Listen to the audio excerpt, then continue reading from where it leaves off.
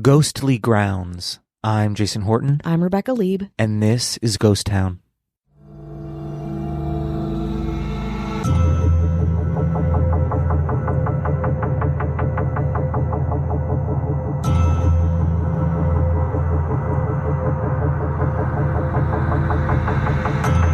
Today's a very special day on the podcast because today we're talking about a place very near and dear to my heart, an arena at my very own alma mater, the University of Wisconsin-Madison. But we won't be talking about my time there, drinking Everclear and wearing tube tops back in the aughts. Never mind, it doesn't matter. No, we're going to be going back much further. Before my beloved football stadium, Camp Randall, the oldest stadium in the Big Ten, had thousands of students screaming jump around in red and white, the area was a site for more activity than my little collegiate self could ever imagine. Today on Ghost Town, the disturbing history of an athletic institution. May I present to you the haunted history of Camp Randall at the University of Wisconsin-Madison. 1,000 years ago, Camp Randall, located at 1440 Monroe Street, at the corner of Monroe and Regent Streets, on the west side of the UW campus, was a sacred space. It was the site of burial rituals by the Ho-Chunk Nation, according to University of Wisconsin-Madison Historic and Cultural Resources Manager Daniel Einstein. By the time European settlers arrived in the 1800s, the land was used as the State Agricultural Society Fairgrounds, home of the Wisconsin State Fair, a place for the buying, showing, selling, and celebration of Wisconsin livestock and other products, the first of which took place in 1858. But of course, all of that changed on April 12, 1861, with the official outbreak of the Civil War. The then-Governor Alexander Randall asked the State Agricultural Society to convert the land for military use, to train volunteer Union soldiers for battle. It wasn't much of a question, though, because Alexander Randall wasn't the type of guy who would take no for an answer. He was a fierce abolitionist who had threatened Wisconsin would cede from the Union if Abraham Lincoln didn't win the presidency and end slavery. Of course, Randall got what he wanted, and then some, but we'll get to that. Throughout the war, some 70,000 soldiers, the majority of Wisconsin's troops, were based out of Camp Randall's 10 acres, with the rest of the massive 53-acre plot housing 40 barracks, a hospital, and anything and everything else the Union soldiers might need. And soon they were off to battle. In March 1862, the 1st Alabama Infantry Regiment was captured by the Union forces after a 23-day siege. 5,000 Confederate prisoners were sent north, mostly to St. Louis, but many to Camp Randall. Now, as I've said, Camp Randall was a peaceful little training space, and not exactly a prison to house Confederate war criminals. According to the Madison Historical Society, on April 19th, the first group of 881 rebels got to Madison by train, with more waves as time went on. They were filthy, their shoes were in disrepair, and the, quote, cold, raw wind of our backward spring was striking through their thin jean clothes. Madison residents were curious, to say the least, but of course, kindly Midwesterners before enemies. They sent jellies, custard, brandy, shirts, and reading material to the camp for the prisoners, and even came out to visit Camp Randall to see what these Confederate soldiers were all about. To say the facility was ill-prepared for the sheer volume of soldiers would be an understatement. With viruses and illnesses spread rapidly throughout the camp. There was no fence around Camp Randall, and initially townspeople came and went freely. With people sick and taking advantage of this free-for-all, several prisoners escaped, including 2 who were recaptured by a Madisonian, Peter B. Fields. A guard named Amos Carr was caught accepting a bribe to help another rebel escape, and according to the State Historical Society, quote, he is now imprisoned in irons in a tent by himself under a special guard.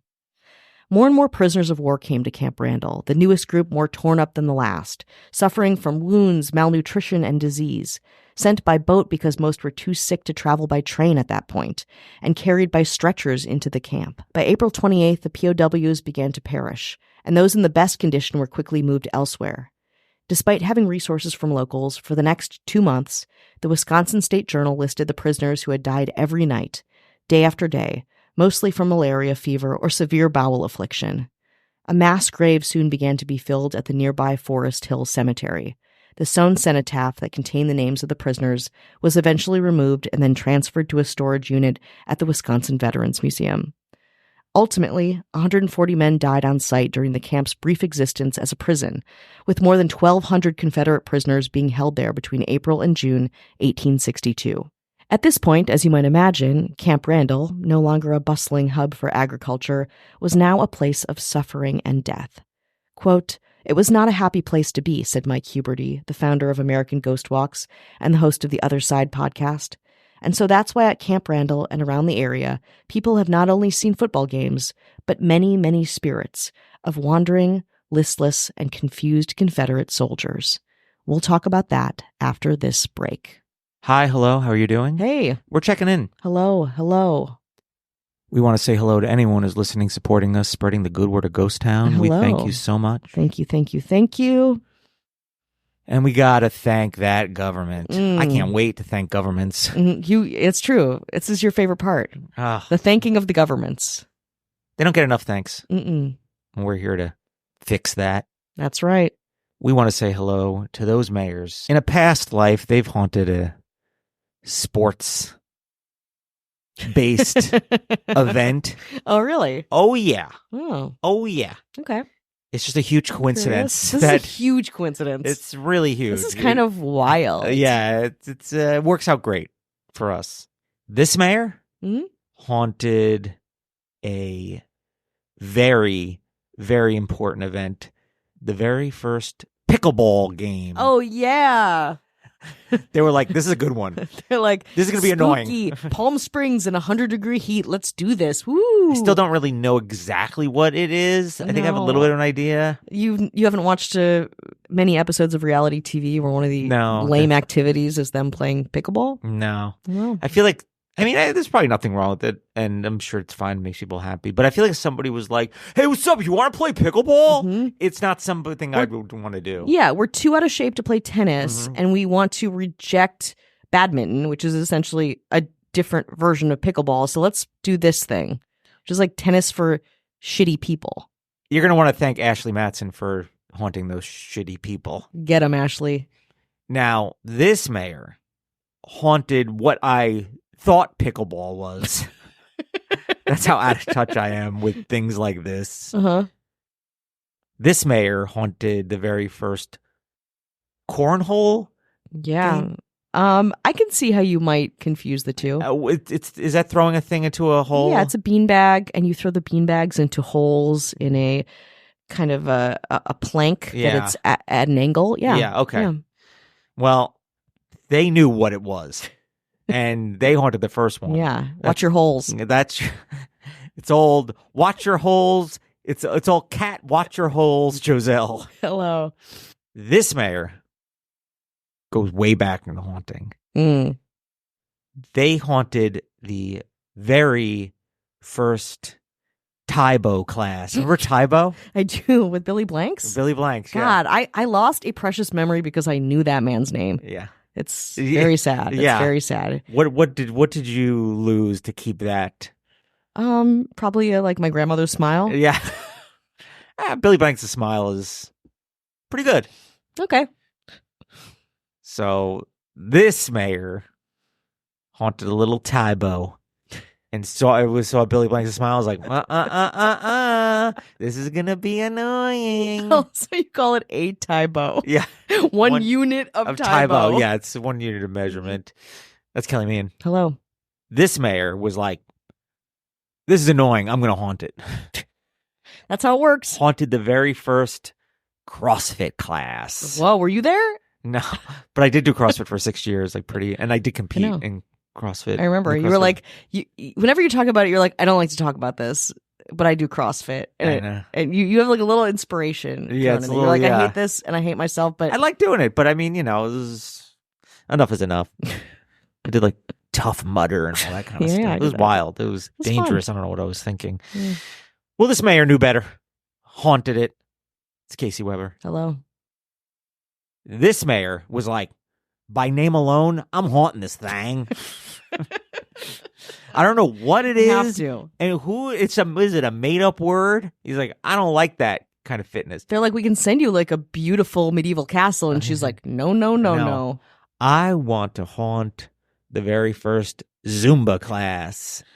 Gotta get him. It's probably fine. It's probably fine. Probably a really great workout. But also, I mean, I think if you're under 35, you just don't know what it is, I would imagine. If you're under 35, I am under 35 in this scenario. Okay. In this scenario. Okay. Or I'm just wildly out of touch. That's Matthew Clemens, Lorraine. Hello. This mayor was like, no friggin' way. This will get annoying quick. It'll get dated quick. This mayor haunted the first axe-throwing bar or club or whatever it is. It's like you go play pickleball in a tourney, and then you go to an axe throwing thing with your friends to have some pints. Yeah. You have an IPA? You want to throw some axes? Yeah, I have a beer. Do you? Yeah. They bring their own beers? Yeah. It's BYOB at the axe throwing arena? Is it 2018? Yes or no? Well, this mayor was like, I know what's going on here, and I'm going to put an end to that. Get them. Get their asses. That's Marissa Rothermill. Hello. And then our governor. Got no time for any of this. Makes money on all of it, though. Oh, absolutely. Gets a piece. Oh, those checks that come in, they are formidable. Every time you throw an axe, you pickle a ball, you corn a hole. You zoom a buh. Yeah. You cross a fit. I don't know what she said. Gets a little piece of all of it. She's like, I love it all. Yeah. She's like, keep the bullshit coming. She's like, you white people. You got disposable income, and I hate you for it, and I'll take everything you got. Loves it all. Our governor, Avian Noble. If you want no ads, no chit-chat, bonus episodes, just the good stuff, head on over to patreon.com/ghosttownpod. Now, I think I have one nice review. This is a nice review in a sea of not nice reviews. This is a pretty good, honest one. Better than you might expect. 5 stars. It's kind of like, oh, I was like, I thought you were going to be dumpier, but you actually seem like you're okay. Yeah, you're like, oh, this stale cookie that I bought at a bakery and has been sitting in my countertop for 2 days? Yeah. Actually, I ate it all. Yeah. Great. Despite the fact that some episodes are barely longer in length than a pop song, despite Rebecca's microphone sometimes having an annoying hissing sound, and despite the fact... a lot of caveats, that I've heard one ad by the home repair middleman enough to have it memorized. I guess it's working. Wow, that's advertising. I simply can't stop listening to this podcast. I usually find it interesting, sometimes very interesting. I love the host's sense of humor, and they consistently put out 2 episodes every single week. I hope this podcast continues for the foreseeable future. That's Jeem to the extreme in the US and A. That was a nice, honest... That's so nice. Yeah. That's because you know that they're not bullshitting you because they're like, here's things that annoy me.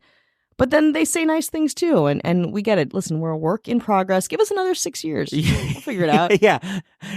Give us another 6 years. And if that's not enough, give us another 6, baby. Yeah, and that's 3 6s. And that's the devil. That's when the devil comes. Then you get a 2-minute episode about that. Then the devil's like, we'll give you your soul back. We sold it for this podcast. Not worth it. No. But if you haven't left a review and you want to, leave it anywhere. It all helps. We appreciate it. And if you left it somewhere that's not Apple or maybe Spotify or something like that, alert us to it and we'll read it on here. Yeah. We're getting into spooky season. Yeah. We got some fun things coming up. So hopefully it'll be good enough for you. Yeah. Or, just enough. Or get that home repair middleman thing, which I've never heard. Maybe I don't know if it's regional or how it works, but I'm glad that home repair middleman's getting that money. They're getting that money. Do you want to get back into this money? Let's get back into this money. Get back to Wisconsin, again, where I'm from and what we're talking about. So after being a state fairground, a union training center, a POW camp, and essentially a place for Confederate suffering and death, Madison desperately wanted to rehab the area's image, forgetting what had transpired in the years before. In 1917, Camp Randall Stadium was built for the nearby university football games, and for a while it seemed as though history had been forgotten. But of course, it had not. Ghosts from the Civil War seemed to consistently make appearances, and despite not knowing the stadium's history, many have reported, kind of confused, and rightly so, seeing figures in Wisconsin in Confederate garb. Wisconsin, again, is pretty far north for that kind of thing until you do the research that we've just discussed and realize how many Confederates were imprisoned in the area.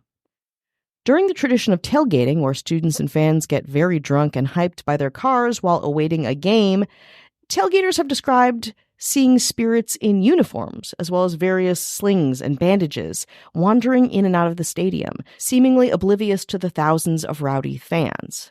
These tailgates can often start at 5 or 6 a.m., not that I would know, but we're not talking like the dead of night by any means. Some people have complained of headaches when entering the stadium, feelings of dread, or wartime imagery in flashback form. Mike Huberty says that the Confederate soldiers are not only seen during tailgates and in the stadium, but all over Madison. Quote, "Just a few weeks ago, I was talking to a guy who had lived in Madison a long time and is the head of the security at a factory. He said one of his security officers came up to him and said, 'You're not going to believe it. I saw a Confederate soldier walk through the room. And then when I chased it, there was nobody there.' He couldn't believe it and thought it was crazy because he wasn't familiar with the history, but these are the types of stories that you hear." Other accounts reinforce this. According to a Reddit user named Sunspot Mike, quote, "I just heard this year of someone seeing the ghost of a Confederate soldier at the old Rayovac plant on Winnebago Street, and they thought it was crazy because why would a Confederate spirit be in Wisconsin? They didn't know about the POW camp." Huberty said that these soldiers and sightings like it are potentially explained by the, quote, "stone tape theory," which is a paranormal theory that essentially says that human beings make these kind of metaphysical impressions during severely traumatic events, and that these impressions are preserved in that place where the event happened, playing on loop as a kind of residual energetic recording. Are you following me? We've talked about this theory and theories like it on past episodes, in a way that they aren't specifically spirits, but a residual humanness. It's inspiring almost. To switch gears, there were also some unexplained tragedies at Camp Randall that reinforce not just the ghostliness, but its own dark history.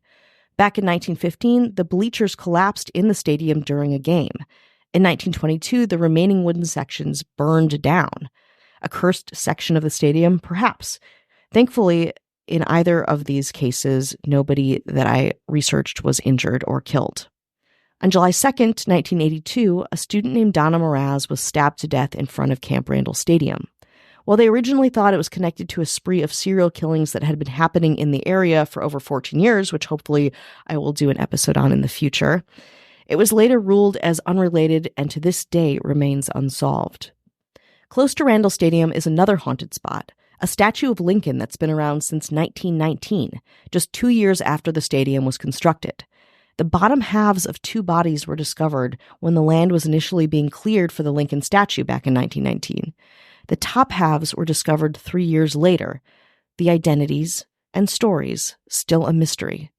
According to reports, people still feel the presences of these unknown souls when they're in the area, standing by the statue. Quote, "During the early 2000s, there's an undergraduate student showing around his friend's 20-year-old sister who was visiting from Taiwan," Huberty said. "She didn't speak much English but seemed to have a good time. That is until they got to the Lincoln statue. Then she became visibly terrified and said that they had to go. The friend doesn't understand why, but later she tells her brother while they were standing there, 2 heads appeared behind Lincoln's. They were both smiling at her. The brother and the friend thought she was joking, but then they learned about the 2 men who had been buried there. They believed her after that." And then there's Forest Hill Cemetery, where the Confederate mass grave still lies. There's a rumor that a lady in a large white hoop dress wanders the grounds, looking for her deceased husband. Today, of course, Camp Randall is a place of mostly celebration, where 50 to 90,000 fans convene to celebrate football. And yet, much like our collective and cultural being, good is often tied to darkness. Truly, Camp Randall's athletic and collegiate glory is just one piece of its fascinating and devastating history.